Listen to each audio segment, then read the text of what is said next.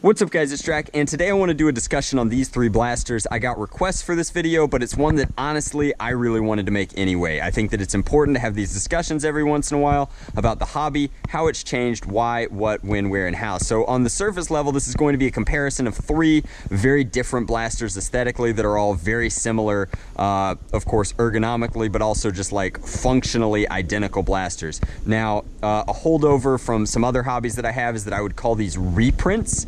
Specifically, these are functional reprints. Eventually, that lexicon became called reskins because it's kind of like reskinning like Counter-Strike or what have you. And then eventually, the entire Nerf community adopted that, and now we call things Jolt reskins, and there have been jokes, etc., and so forth. But these are functionally repainted Nerf blasters, and what that means is that they have been cast in different, or injection molded in this case, into different colors of plastic and then painted in slightly different ways. Now, I think that it's of note that in my opinion, the deco on these blasters has gotten worse over time, and I will talk about that as well. But right now I just want to talk about the blaster themselves. So this is the Stryfe. You can see that on all three of them. The Stryfe is the most simple, most compact flywheel clip system blaster, which is to say that this is a semi-automatic clip system blaster. They ship with 6 clips, and for the fun of this video, I've added stocks to all of them because I just happen to have matching stocks, and that's something that I want to talk about. But they shipped like this for at least the first 2 iterations. For 20 United States dollars, you would get the Stryfe, a 6 clip, 6 darts, and that's it. So same with the original Elite Blue one, and this one, which has been affectionately referred to as the OJ. I always just assumed that that stood for orange juice, but it could stand for something else, maybe Orange Julius. I have no idea. It definitely does not stand for OJ Simpson. So this is the Modulus. This is the most recent iteration and kind of what prompted this video. It did not come with the storage stock. The storage stock is just the closest to the Raider that the Modulus line has come up with. Now, it did come with 2 accessories. However, it came with an additional $10 price tag. Frankly, I do not think that it is worth that, and I would have much rather seen a completely functional reskin of this as a $20 model without the accessories and just the 6 clip. The 6 clip honestly is not even that important to hobbyists, as hobbyists don't really use 6 clips that much. Maybe you have one for when you holster your Stryfe, but that's what's cool about the Stryfe. It can be either a pistol or a rifle. All you have to do is add a stock. Some people add foregrips, some people add barrel attachments. This is not a super functional barrel attachment, but it's sort of neat. Now, I do want to talk about like why the Stryfe is so important. The Stryfe has fundamentally changed a game that's very important to me called Humans vs. Zombies, and it did it by being just an ultra simple, ultra efficient, very inexpensive, high rate of fire, high performance blaster that worked with quick reload systems. So that's literally the clip system is very good at reloading fast. Now, it came out, I want to say it's been 5 years, 5 or 4 years ago the Stryfe came out. Before that, we had the Barricade, which was the first real like practical flywheel blaster, and then a combination of, and I honestly can't remember the timing of it.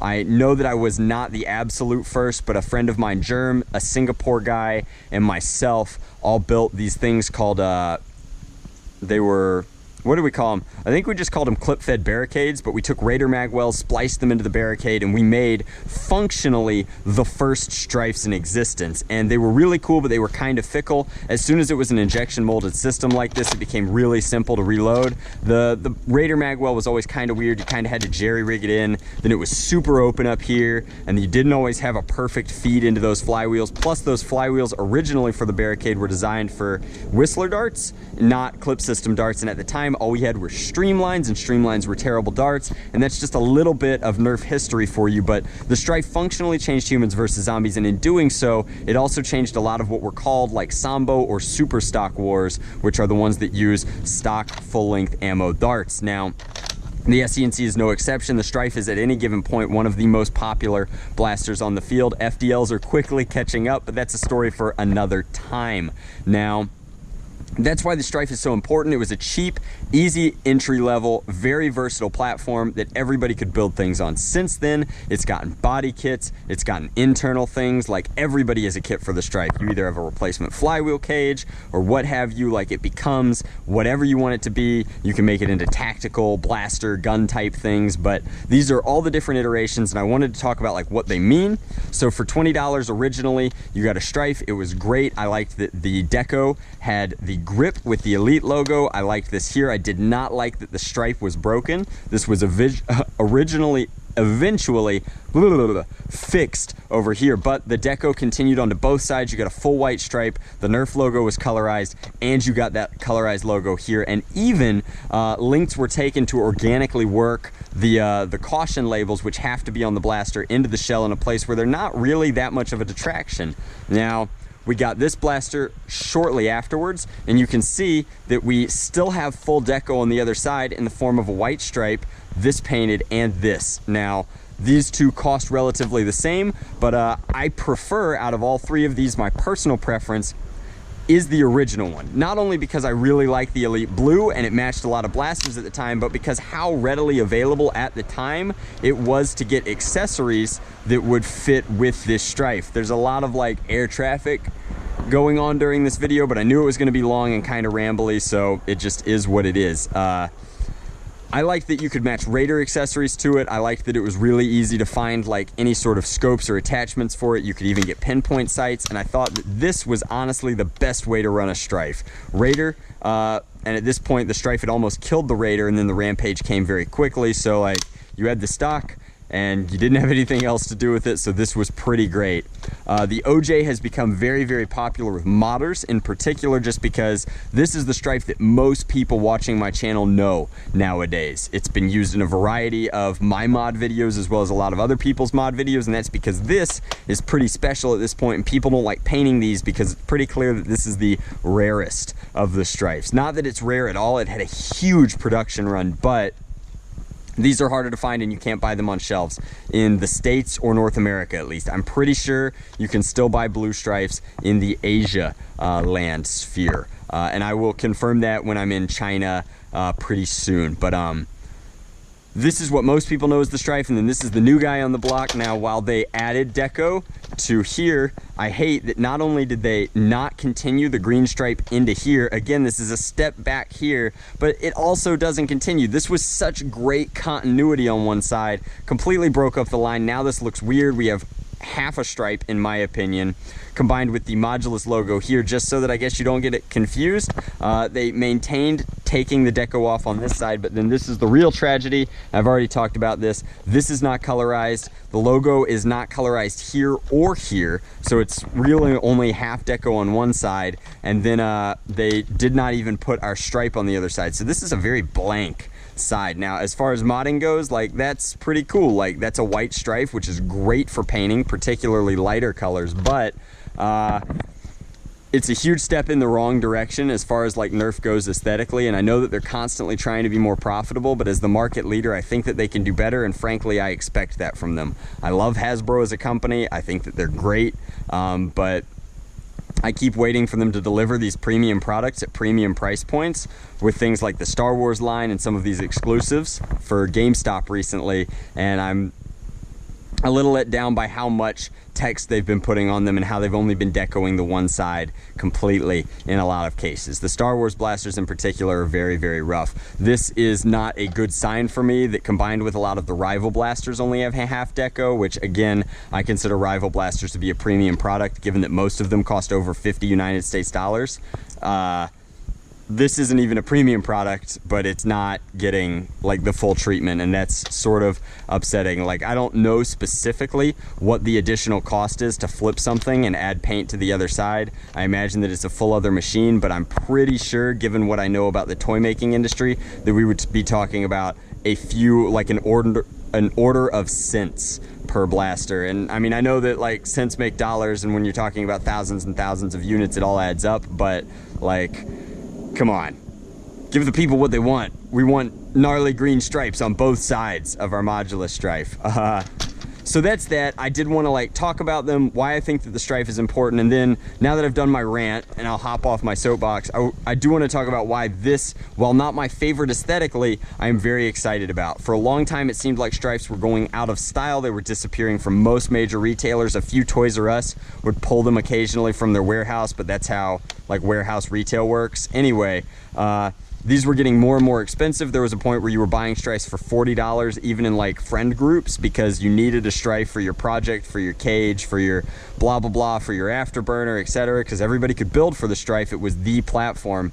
And then we were worried that they were just going to go the way of like the Raven before, and now the Raven's been reprinted and so has the Stryfe. So I think that $30 is going to be the price point that these are at for a while. I think it's pretty clear that Hasbro will phase this out, at least of the North America segment, as they make room for these. There's just no logic in having something $20 that competes with something $30, and the $30 thing is not any better.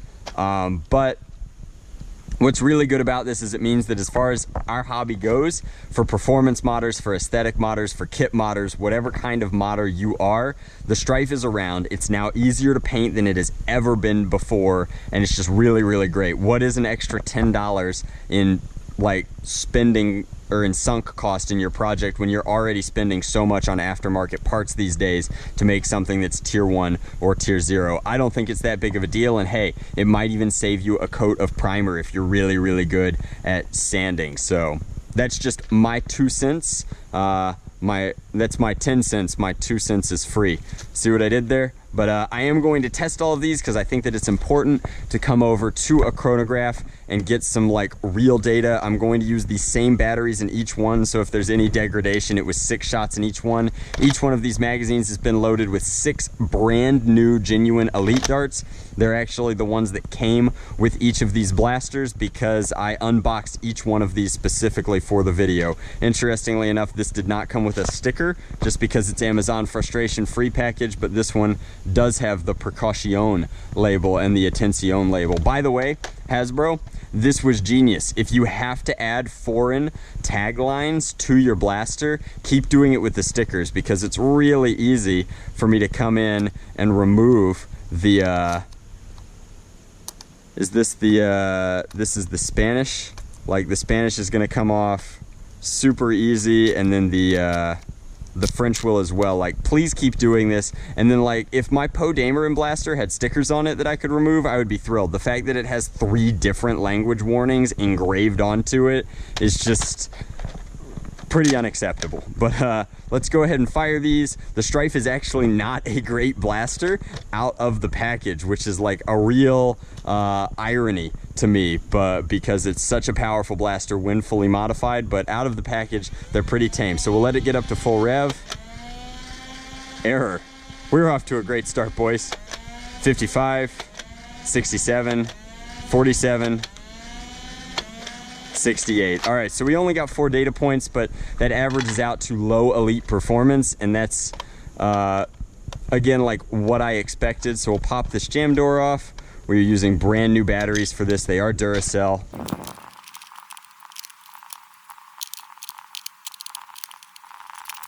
And so now firing the blue one. 37, 60, 62, 64, error. So again, 4 data points, but you can tell that the blue one is pretty consistently around the 60. I don't know what's up with that 37 outlier, but they are all functionally using more or less the same insides. Now, there is a lock in the blue one. You can see here, it's like a dart lock is what we called it, but you can barely see it in there, and I'll depress it. This was to prevent you from pulling the trigger if you did not have an actual dart in your magazine, and that was really a strange lock in my opinion. And you will note that in both the Modulus and the the OJ Stryfe here that has been removed, and I'll show you that real quick. You can see that it no longer exists, although the aperture for it still does, and that's because it does not make sense for Hasbro to completely redesign the mold every time they do one of these reskins. However, they can omit parts. Very rarely will Hasbro make revisions where they fix something with the mold.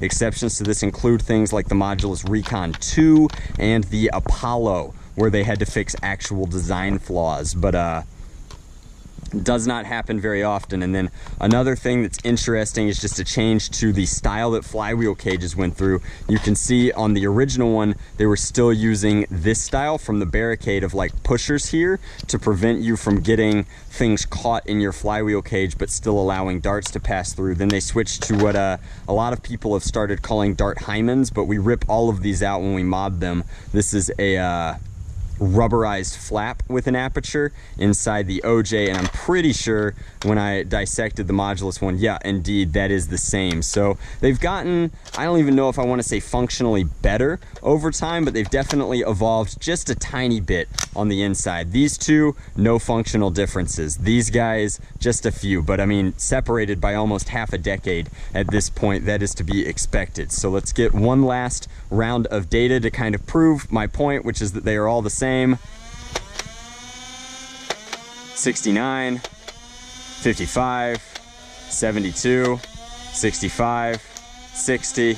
I mean, I guess there are going to be variances in motors and tolerances and everything. They're all within the acceptable margins of errors, but this guy definitely performed better, both overall and on average. So, like, take that as you will, I suppose. But I wanted to make this video comparing the different Stryfes just because, like, somebody ought to do it, right? And aesthetically, I wanted to line them all up and see if I really did like the Elite Blue as much as I thought that I did, if it was still my absolute favorite. And for me personally, it is. But these days, you have to spend a lot more money to get a blue one than you would ever have to spend on an orange one or a Modulus one, just because the orange ones frequently show up for 20, and the Modulus ones can now be purchased for 30 anywhere that Amazon will ship to. So I know that for certain foreign markets, there's an added cost, but the blue ones are pretty tricky to get them brand new. You have to go to, I think, Singapore or China or Hong Kong, and to get them anywhere else, like, you're better off searching through Goodwill. So my question for you is, which design do you like the most? Obviously, the Modulus is compatible with way more accessories than either the Elite or the Gear Up line ever was. And so my question is, which one, if you could choose, and they all cost the same amount of money, if you walked into a Toys R Us right now today and each one of these was 20 United States dollars, which one would you take home? Would you take home the blue one for the rarity of it, the orange one because it's like a classic at this point, or would you take home the new hotness just because, like, it's compatible with all of your Modulus accessories? Like, what do you think is the best of the Stryfes? In the battle of the builds, what would you choose, Foam Warriors? I'm really curious about your opinion. I've done this before, and I actually share these opinions. I kind of concatenate all of the comments into a generalized opinion, and I take that into a lot of my consulting meetings with me. So it's not just a video for the sake of making a video. I honestly, truly want your opinions because they are professionally relevant to me, and you might even have an impact on the future. Ooh! So thank you guys very much for watching. As always, truly thank you for your opinions and helping me do what I do. I absolutely love this hobby. I love working with these toys. It makes me very, very happy that I get to provide this service to the community. And much love, and Nerf on, and Drac out.